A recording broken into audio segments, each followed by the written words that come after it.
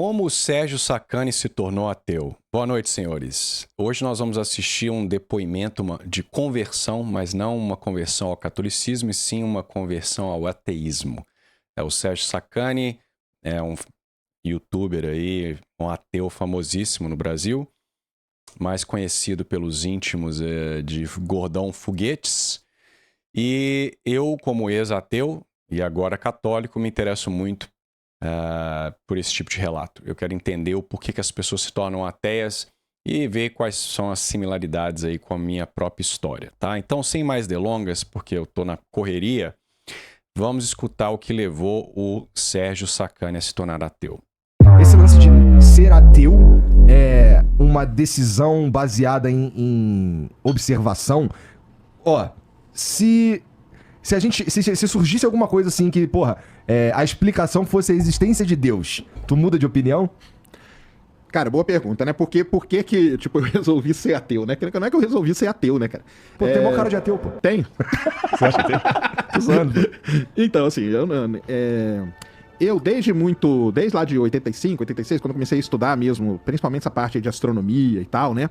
É uma coisa que a gente se liga muito, né, ao universo de alguma forma, e você começa a estudar, então, o nascimento do universo, como que a vida surgiu e tal, que é uma coisa que ainda a gente não sabe. A gente não sabe hoje direito nem como que a água surgiu na Terra, cara. Tem, assim, dezenas de explicações e todas elas têm falhas, todas elas concordam.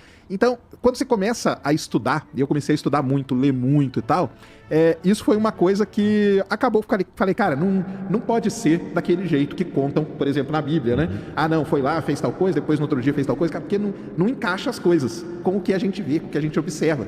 A gente olha para uma estrela jovem, a gente vê uma estrela numa fase inicial da vida dela. Depois a gente vê uma estrela um pouquinho mais velha. A gente vê hoje, a gente consegue ver sistemas solares se formando, entendeu? Em estágios iniciais, como a gente teorizou que seria a formação. Então, com essas coisas, eu fui me afastando, tal, e falei, cara, não tem como acreditar que veio alguma força, alguma coisa, ou alguma entidade que seja, e criou aquele negócio assim. Bom, já tem várias coisas interessantes que a gente pode discutir aqui, né? Então, primeiro, ele falou ali que a ciência não sabe como é que a vida surgiu, nem como a água foi parar aqui nesse planeta. Eu acho que ele tem que avisar alguns dos coleguinhas dele do YouTube que participam de podcast e parecem saber como a vida se deu, tá? Então eu gostei da admissão. Agora veja que interessante, né?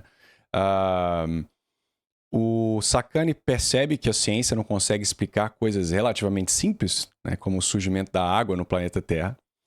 Então, ao invés de ele ficar um pouco suspeito da capacidade da ciência, né, de explicar toda a realidade, não, ele faz o contrário, ele rejeita a narrativa bíblica. Então parece ser uma certa contradição, mas o que ele fala depois parece explicar melhor o que ele quer dizer, né? Ele vê uma certa evolução do universo, ele menciona galáxias e assim por diante, e, portanto, isso não se enquadraria no relato bíblico, tá? Então ele abandona. Ele, inclusive, fala, essas previsões aí se encaixam com o que a gente, né, tinha imaginado que ia acontecer. Essas observações, né? E o interessante é que esses modelos cosmológicos aí dependem muito da teoria do Big Bang, que foi, inclusive, postulada por um padre católico, né? Mas, enfim. Então, você já vê logo de cara que o problema do Sacani é um problema de catecismo, né? Eu não sei que tipo de religião ele tinha dentro de casa lá, que ele foi criado, mas a visão que ele tem da narrativa bíblica é claramente uma visão literalista inocente, né? No catolicismo, a gente tem a questão dos sentidos da escritura, e você tem 4, né? Um texto ele pode ser alegórico, ele pode ser literal, ele pode ser anagógico, ele pode ser moral, tá? E às vezes esses 4 sentidos eles ocorrem simultaneamente, tá? Então não é que, como a gente é acusado, nós católicos, tá vendo? Esse pessoal aí sempre interpretou o Gênesis de forma literalista, palavra por palavra, foi só a ciência começar a mostrar que isso não cola, que eles começam a dizer, não, a interpretação é alegórica. Não. Tá? Os sentidos da escritura, isso aí é uma tradição católica muito antes desses questionamentos do Gênesis, né, por parte da ciência moderna, tá?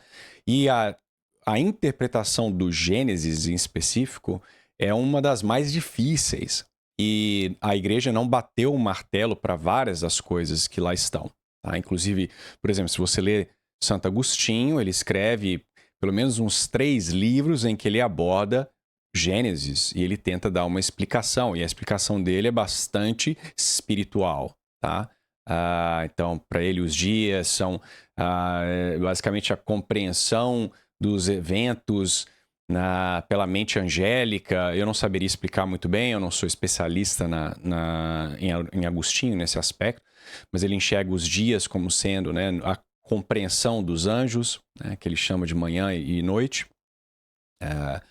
Então, desde lá dos pais da igreja, você tem diferentes interpretações do que se trata ali a descrição do Gênesis. Todos vão concordar que é algo histórico, tá? Mas, como eu disse, muitas vezes o histórico ele tem vários sentidos além da própria história. Tá? Então, se você pegar, por exemplo, a criação do homem, um exemplo bem fácil.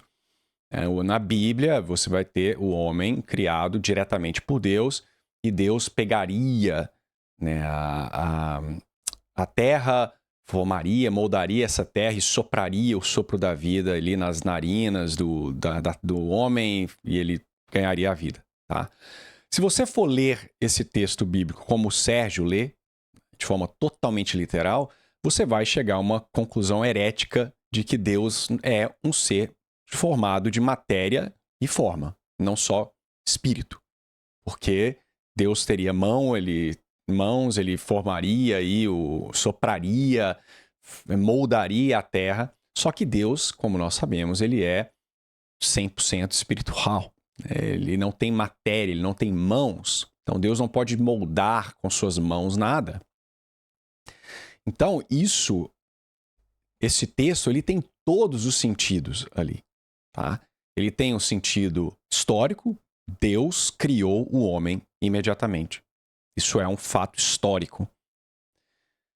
Você tem um sentido alegórico. Deus é espiritual. Nós não podemos descrever coisas imateriais. O homem aprende pelos sentidos. Nós somos criaturas formadas de espírito e matéria. Mas o nosso entendimento ele tem que passar pelos sentidos. Então, uma coisa imaterial não tem como você descrevê-la. Tá? Então, nós temos que usar figuras de linguagem que nós compreendemos. Então, Deus é representado, o ato de criação, ele é de forma analógica, usado aí a mão, moldar, soprar, quando na verdade não foi isso, foi um ato instantâneo de Deus. Tá? Então, você tem aí o sentido anagógico, mostrando essa relação de homem com Deus, o fato que nós devemos adorar a Deus, nós devemos a Ele a nossa vida, o nosso corpo, a nossa alma. Você tem um estilo moral ali, não tanto, mas que o homem deve viver uma vida de virtude, uma vez que ele foi criado ali por Deus, a sua imagem e semelhança, que ele deve usar a sua racionalidade, enfim. Então você tem diversos sentidos nessa passagem. Tá? Então, claramente o Sacani, ele não entende nada de exegese. Tá? E infelizmente, a maioria das apostasias se dá por isso. Pais que não entendem nada de catolicismo, igrejas em que o catequizador lá também não sabe nada, o pessoal modernista, se foi protestante, muitos protestantes realmente interpretam a Bíblia dessa forma completamente literal. Então, eu não sei o background aí do Sacani, mas falta catequese, né? Então, por isso. Agora, se a partir de um determinado momento, sei lá, conseguem provar de alguma forma que, tá aqui, fizemos um experimento aqui, tá aqui, foi essa força aqui, não sei se divina, não sei se o quê, mas foi essa força que fez surgir as coisas assim. Aí não tem como, porque a diferença, cara, principal que tem é essa palavrinha, acreditar, cara. Então veja aí que o Sacani, ele é cientificista, né? Então, ele é um rapaz muito simpático, né? Inclusive, comparado com os ateus que a gente costuma reagir a ele, é um cara muito simpático, né? E teremos que rezar para a conversão dele, porque ele não me parece uma pessoa que tem aquela raiva, aquela agressividade que você vê no ateu médio, né? Mas você vê aí a exigência que ele tem para acreditar, que teria que ter um experimento científico para mostrar a causalidade de Deus agindo. Tá? Agora, isso é impossível, né? Isso geraria uma contradição, uma impossibilidade. Deus, ele está além da matéria. Ele é a causa do universo. Ele é espírito. Ele age com a sua substância. Ele traz as coisas de nada à realidade total. Então não tem como você fazer um experimento científico para mostrar a causalidade divina. Tá?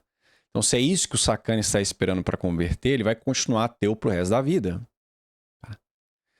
Então, Deus pode ser provado? Pode, ele pode ser provado por vias dedutivas filosóficas, como fez Aristóteles, São Tomás de Aquino, né? Argumentos de contingência, argumentos ontológicos. Tá? Então você percebe que no mundo, né, as coisas são contingentes, elas dependem de outras coisas para existir, elas não têm dentro de si a explicação total de sua existência, elas são causadas por outras, mas aí você vê que aquela causa daquela outra também depende da sua existência, de um outro ser contingente e assim por diante, né? Então é necessário que haja aí uma causa, ela nunca causada, né? Uma causa que seja ela subsistente. Né? Então, você pode, obviamente que eu fiz aqui parafraseei esses argumentos, né? Eu não sou filósofo, mas existem argumentos contundentes para provar que Deus existe. Você não chegará, obviamente, no Deus triuno do cristianismo, você chegará ao menos, né, na causa primeira de Aristóteles, tá? Então, é isso.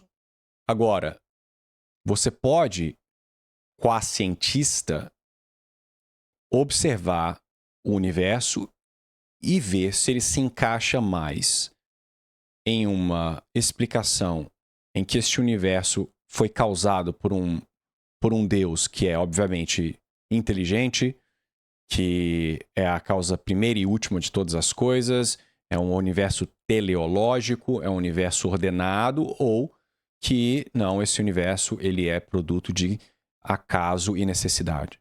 Né? O universo de Jacques Monod, por exemplo.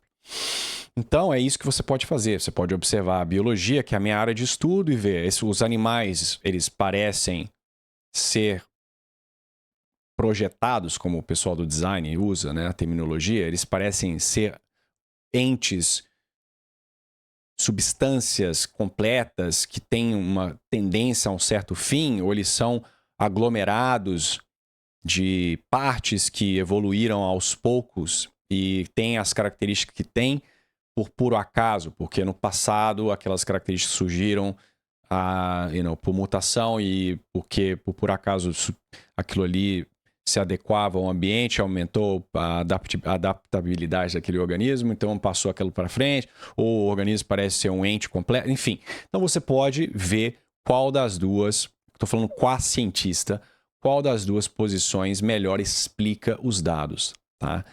Então é isso que você pode fazer. Agora, exigir uma prova empírica da existência de Deus, isso é erro de categoria, tá? É uma falácia. Porque assim, o cientista, cara, ele não acredita, entendeu? Eu não acredito em absolutamente nada, entendeu? Eu vou lá, você acredita? O pessoal fala assim, você acredita no multiverso? Eu não acredito e nem desacredito, cara. Vamos ver o que é o multiverso? Vamos ver, cara. Então lá, as equações matemáticas... Vale pra Deus? Então, pra Deus, eu não acredito, né? Mas desacredita. Pode se contradizer, né? Essa é uma bobagem, né, que ele está falando. O cientista não acredita em nada, né? Essa visão romântica da ciência em que o sujeito é completamente neutro, ele não tem metafísica nenhuma, ele só olha para a natureza, ele formula hipóteses, ele não tem posição a priori nenhuma. Isso é impossível, tá? Até porque a ciência ela pressupõe princípios filosóficos logo de cara. Você, quase cientista, você tem que pressupor que você é capaz de conhecer aquilo que você está estudando, que o seu intelecto ele é capaz de aprender sobre essas coisas que você está estudando, que existe ordem, alguma visão epistemológica das coisas, tá? Então, é necessário que você tenha essa pressuposição. Ele acredita, por exemplo, o Sakane, que o método científico é uma boa ferramenta de se encontrar respostas sobre o universo. Ele acredita que, sei lá, a análise estatística frequentista é uma boa forma de se escolher uma hipótese ou outra, tá?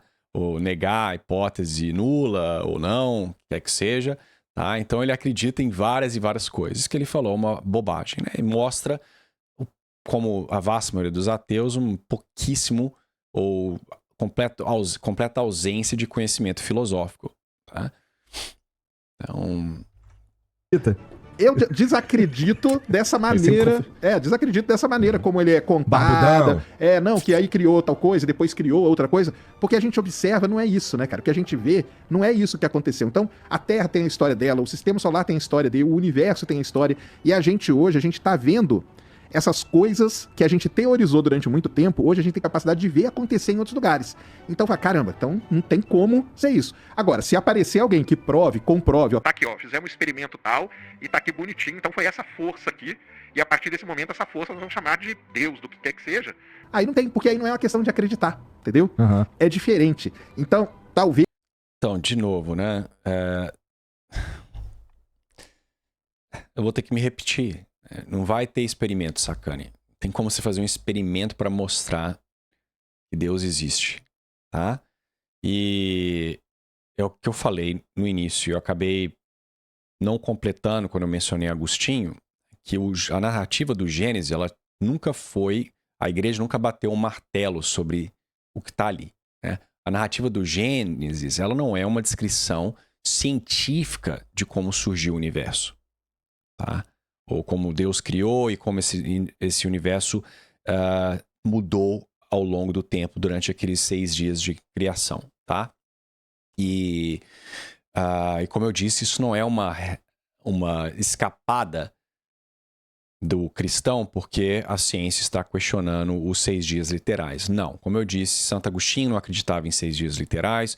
Se você lê a Suma Teológica, lá na primeira parte, que São Tomás está discutindo exatamente os 6 dias, ele dá diversas posições dos diferentes pais da igreja, tá? Então, é um texto dificílimo, existem diferentes interpretações. Nós temos que lembrar que a Bíblia, ela foi escrita para pessoas extremamente simples, né? A Bíblia, ela tem que ser um texto que vai informar diferentes sociedades, pessoas de diferente poder intelectual, diferentes culturas, diferente poder aquisitivo, tá? Diferentes épocas. Então, não teria como, vamos supor, né, se você for um daqueles ateus que querem impor a Deus o que você acha que Deus deveria ter feito. Então, se Deus tivesse escrito um tratado de sei lá, física, de cosmologia moderna, ali no primeiro capítulo do Gênesis, explicando, olha, eu criei, supondo que o Big Bang seja próximo da realidade. Então, eu criei essa matéria condensada ali, a coisa progrediu de tal e tal forma. Você acha que lá o pessoal... né, Moisés e seus amigos conseguiriam, naquele momento da história, entender o que estava sendo dito ali? É óbvio que não. Então, o texto do Gênesis, ele tem que ser aplicável a toda essa história humana, tá? E a função principal da Bíblia é uma função de te levar ao céu e não descrever cientificamente como se deu a evolução do universo, tá? Então, Sérgio, você pode se manter católico sem interpretar o Gênesis como sendo 24 horas literais, o que entraria em contradição com o que você está observando a respeito dessas galáxias, tá? Inclusive a Comissão Bíblica, lá em São Pio X, que não era modernista nem nada, quando perguntada se um católico poderia acreditar que os 6 dias do Gênesis não são literais, se isso é proibido, a comissão diz que não, você pode aceitar. Agora, quando perguntado se é possível negar que Adão e Eva são históricos e que são os primeiros casais criados, a comissão falou, não, você não pode negar, tá? Então, você está livre para achar um católico que, sei lá, foram 6 dias literais, né? Isso não é pecado, isso não é heresia, mas você também está livre para interpretar esses 6 dias como outra coisa. Tá? E isso não é porque Charles Lyell e Darwin e companhia falaram e você agora tem que mudar de ideia, não. Como eu disse, Santo Agostinho acreditava que o universo havia sido criado simultaneamente, tá? E não em 6 dias, ok? Então, houve diversas interpretações ao longo da história. Eu acho que essa palavra é a que diferencia mais vários setores, tanto quem estuda teologia, quem é teólogo e tal, e quem segue uma religião, do cara que é cientista, entendeu? Não quer dizer também, pessoal, isso é muito importante, que todo cientista é ateu. Muito pelo contrário. Eu acho que, se brincar, a maior parte dos cientistas não são ateus, entendeu? A vasta maioria, né? Até porque ateus são uma parcela minúscula da sociedade, né? E um comentário rápido, que eu já falei muito, mas ele está usando o tema acreditar, né?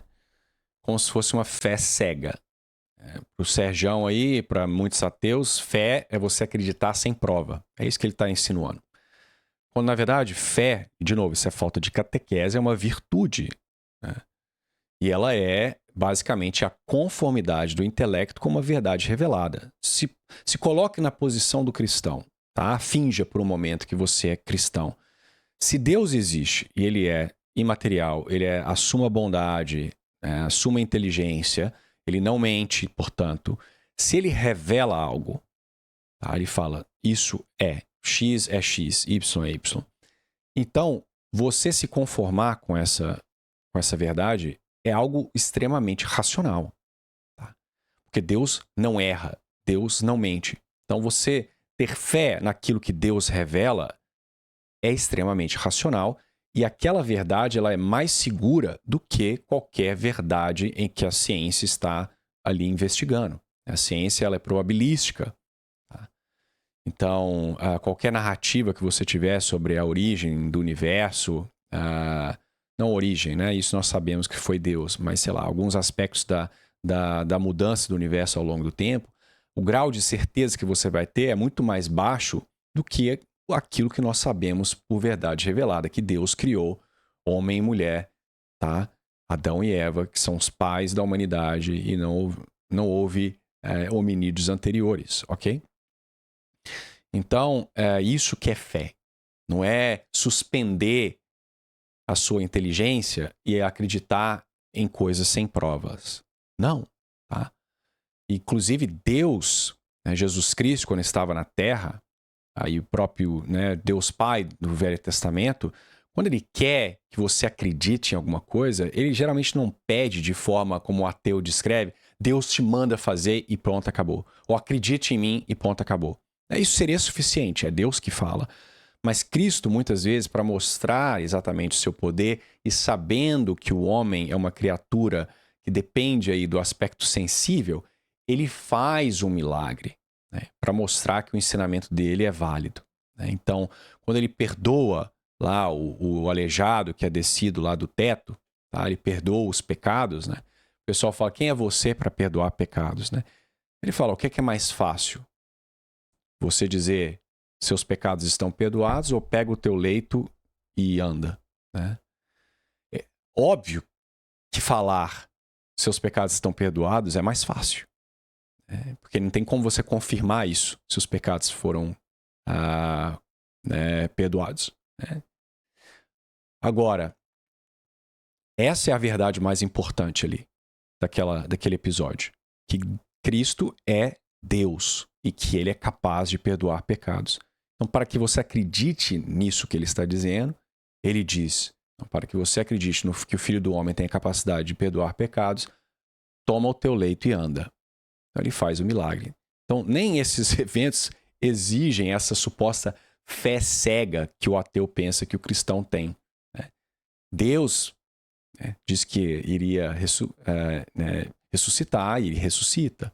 A tumba é encontrada vazia. Você tem testemunhos fora da Bíblia atestando para o relato da ressurreição, etc.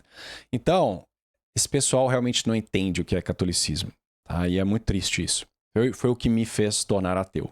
Eu tive uma péssima catequese, não sabia nada e apostatei por causa de coisas estúpidas igual a do Sacani aí. não são ateus. Porque antes dele ser cientista, ele é um ser humano.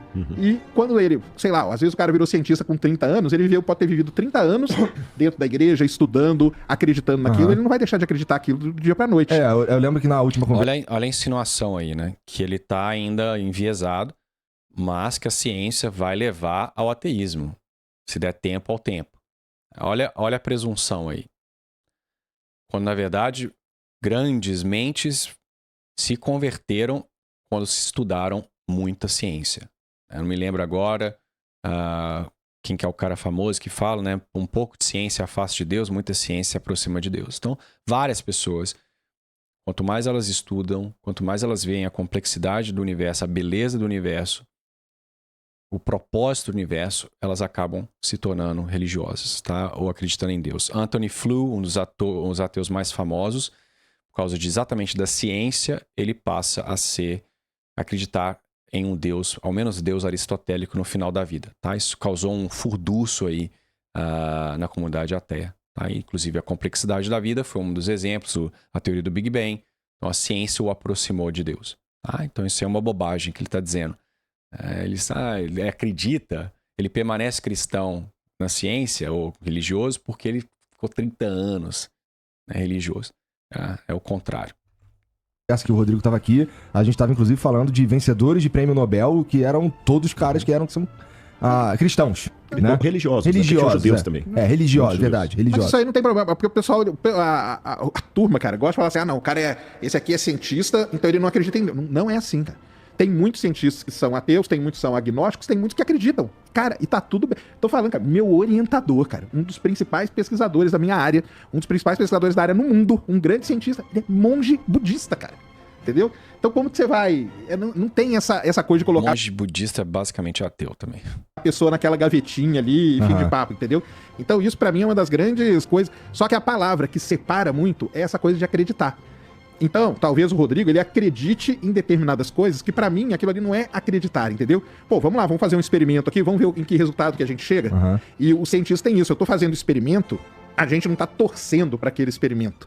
A gente faz ele de acordo com toda a metodologia científica e vê o resultado. Bom, esse é o ideal, né? O ideal é isso que você tá falando, que é eu não ligo pro que vai sair no resultado. Exato. Porque muitas vezes, porque cara, se você ligar, errado, você consegue mas aí o cara tá colocando um viés. Exato. Aí colocou o viés, aí ferrou todo o experimento. Isso eu aprendi contigo, inclusive. Porque colocou o viés, acabou. O lance do cientista, que ele tem que ter, aí lógico, né? Ele vai ganhando essa maturidade ao longo do tempo, é você entender que às vezes um resultado errado é um resultado importante pra caramba. Eu não cheguei naquele resultado que eu esperava chegar. Mas olha só o que eu cheguei aqui, e aquilo cria outras várias perguntas que podem ajudar, entendeu? O erro de Einstein. Tá vendo? Olha a visão romântica que ele tem da ciência, né? Na verdade, todo cientista ele quer sim encontrar o resultado. Tá? Muitas vezes ele não encontra, ele começa a cutucar para encontrar uma outra coisa interessante para publicar, porque resultado negativo não gera boas publicações. Deveria, tá? Não estou discordando do princípio que está informando esse romantismo dele. Eu acho que o cientista deveria ser, né, no mundo ideal, um cara que tem uma pergunta, ele tenta investigar aquilo dali, chegar a uma conclusão e ele publica os resultados mesmo que negativos, tá? Mas se existe um viés enorme, só resultados interessantes, positivos que são publicados geralmente, tá? Então, o cientista ele faz todo tipo de manobra para tentar fazer o artigo ficar mais interessante quando ele não encontra aquilo que ele estava buscando no início, tá? Eu não estou dizendo aqui que ele falsifica nada, eu estou dizendo que ele vai, acrescenta, faz uma nova pergunta que não existia no início da pesquisa, tá? Ele vai propor outras hipóteses, testar outra coisa, fazer uma análise mais... descritiva ali, investigativa dos dados, sem pensar em nada a priori, para ver se encontra algum padrão. Então isso ocorre o tempo inteiro e atire a primeira pedra aí, qualquer cientista que esteja assistindo, aquele que nunca fez isso, tá? Isso não é necessariamente uma má prática. Má prática seria você manipular os dados, né? Você distorcer as coisas ali, mas não. Essa visão aí que você aprende na escolinha, o cara faz uma hipótese, aí ele testa a hipótese, aí ele faz isso aqui, aí ele publica, isso aí é uma besteira, tá? Isso não ocorre dessa forma, ok?